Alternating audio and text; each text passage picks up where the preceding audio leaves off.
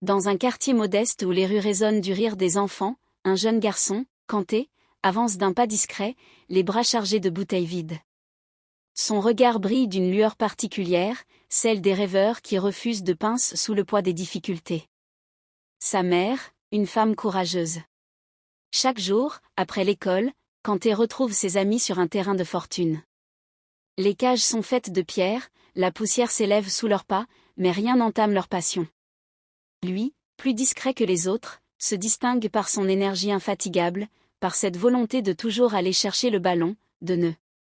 Un jour, alors qu'il joue avec la même intensité que toujours, un homme s'arrête au bord du terrain. Il l'observe longuement, intrigué par ce jeune garçon qui, sans éclat, semble pourtant être l'entraîneur. Kanté hésite. L'homme sourit. Et tu es un don, M.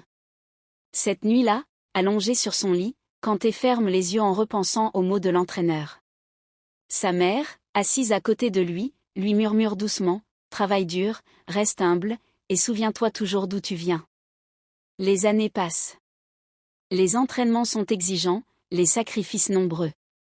Il joue sous la pluie, sous le soleil, toujours avec la même intensité. Peu à peu, son nom commence à résonner sur les terrains professionnels. Mais Kanté reste fidèle à lui-même, discret. Puis vient le jour où il foule la pelouse d'un des plus. Il lève les yeux vers le ciel.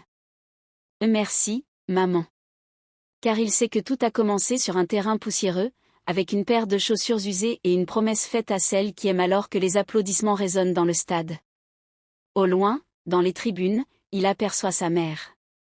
Son visage est marqué par les années de sacrifice, mais ses yeux brillent de fierté. Kanté s'approche, traverse la barrière des officiels et lui tend le trophée. Elle hésite, les larmes aux yeux. C'est le TIE. Il secoue doucement la tête. Un nom, maman. C'est. La foule acclamait, mais dans ce moment, l'image s'efface lentement. Un dernier plan, une petite. Puis, une simple phrase apparaît.